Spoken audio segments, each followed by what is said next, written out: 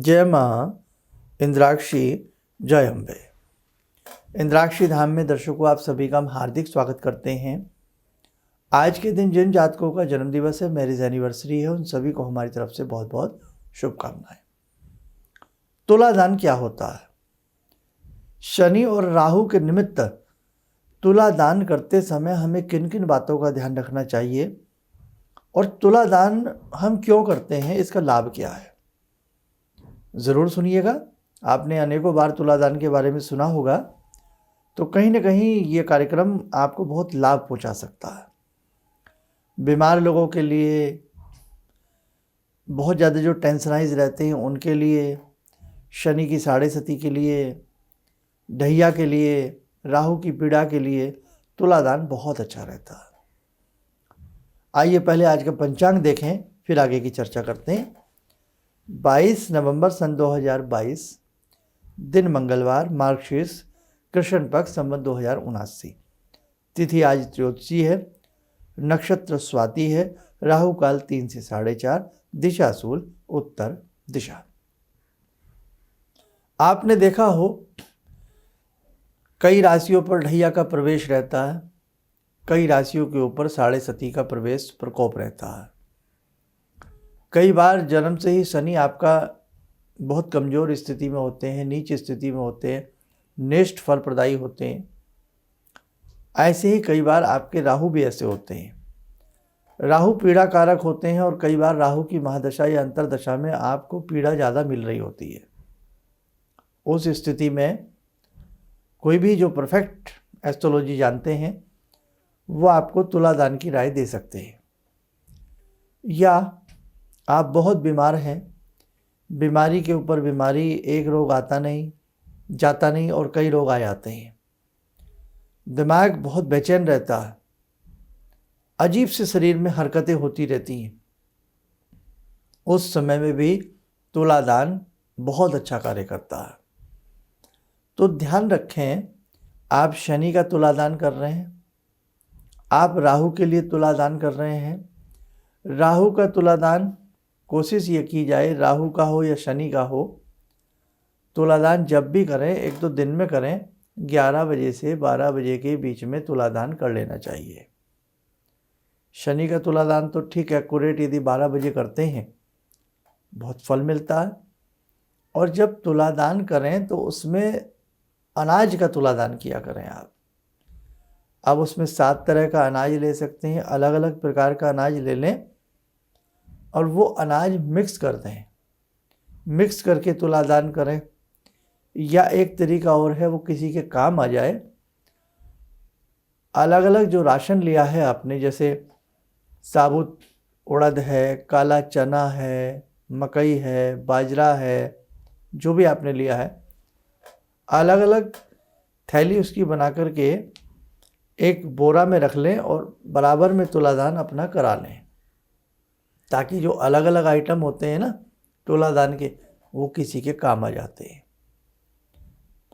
तुलादान यदि मिक्स करके करते हैं तो वो पक्षियों को डालें या मछलियों को डालें, अति उत्तम फलदायी होता है।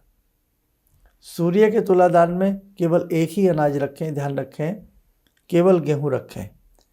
सूर्य के तुलादान में तरह तरह का अनाज ना लें तो ज़्यादा अच्छा है। राहु के तुलादान में, शनि के तुलादान में 7 तरह का अनाज रखेंगे तो बहुत अच्छा लाभ मिलता है।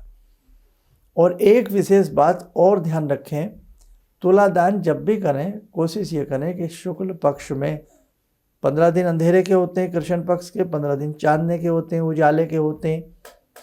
तो उजाले पक्ष में आप तुलादान करें, ज़्यादा अच्छा है। दूसरी बात, जब भी किसी ग्रह का आप तुलादान करें उससे 3 रोज पहले उस ग्रह का मंत्र आप स्वयं पढ़ना प्रारंभ कर दें।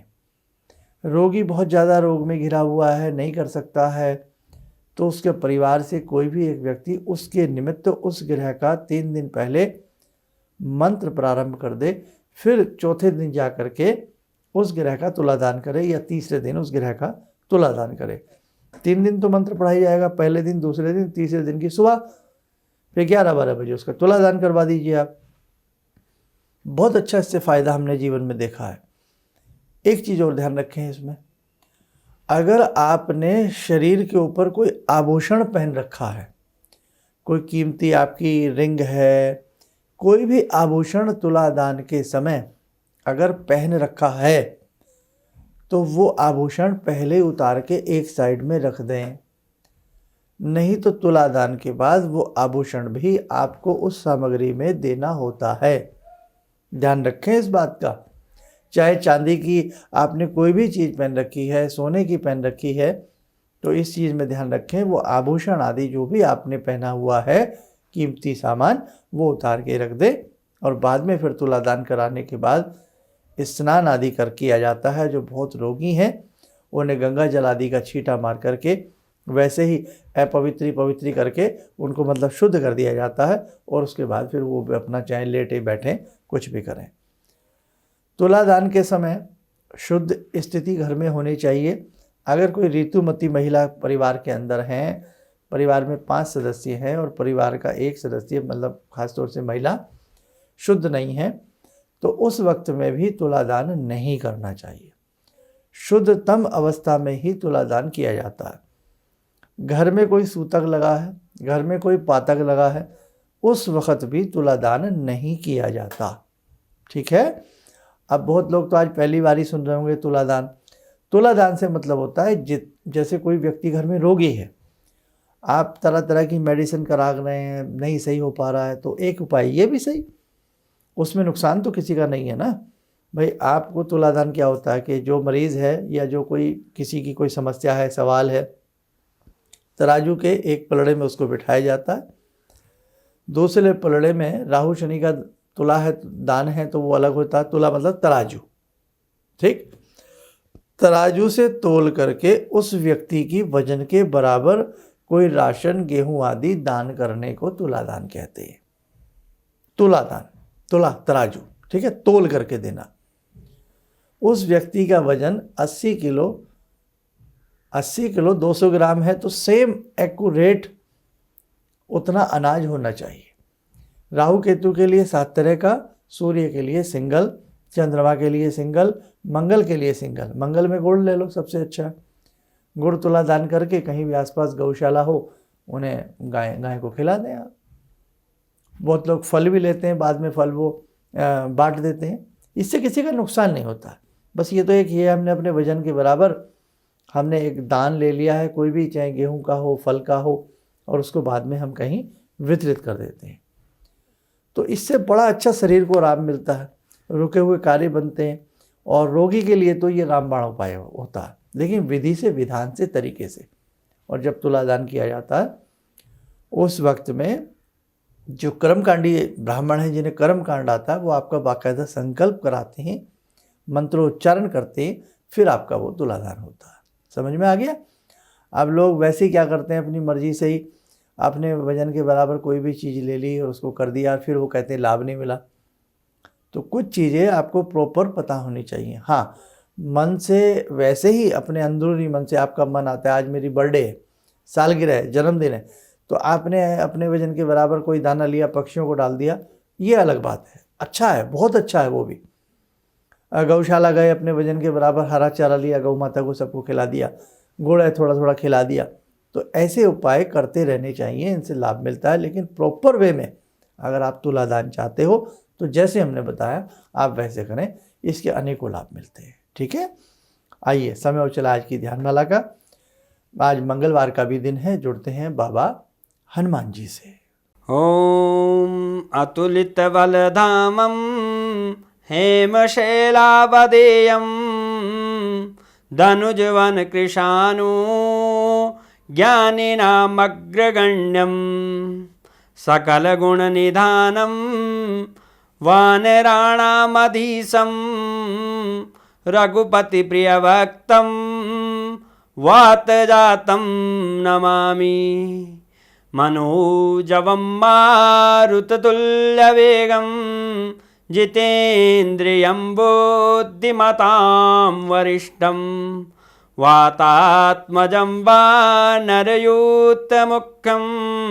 श्रीरामदूतं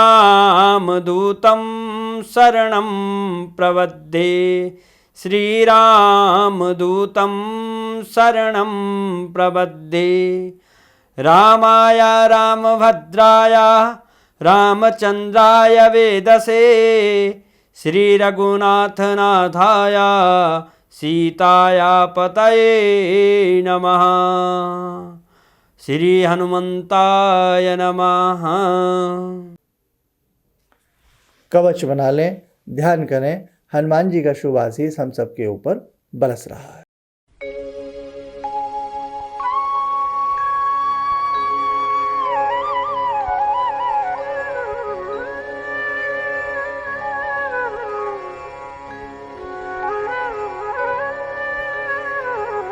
ओम बोलते हुए नेत्र खोलें, सामान्य हो जाए।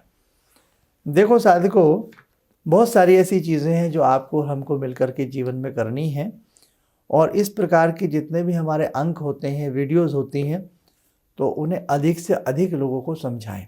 अब जैसे बहुत लोग कह देते हैं तुलादान के बारे में ये तो पाखंड है, अंधविश्वास है।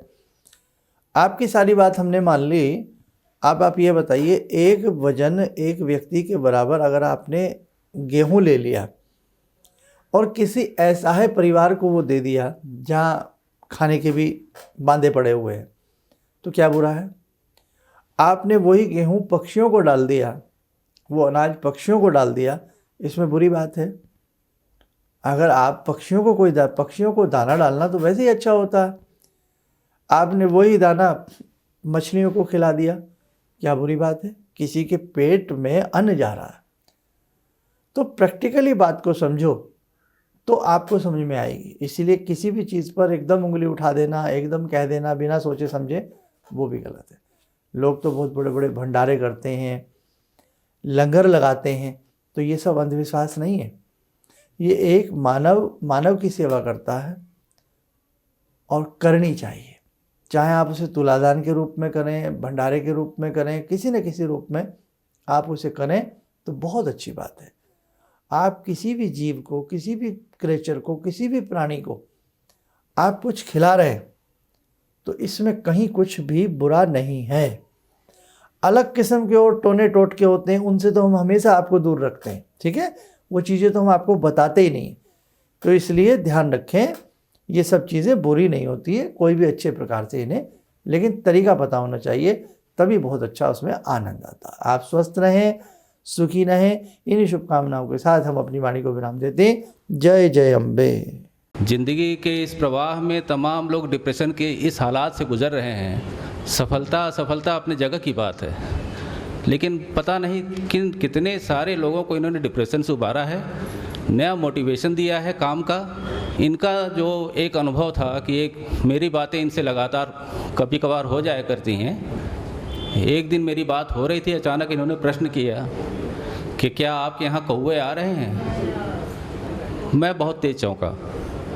करीब 4-5 दिनों से कौवों का झुंड मेरे घर पे मंडरा था। तो मैं यही सोचने परेशान था, ये शुभ है अशुभ है, क्या चीज़ है?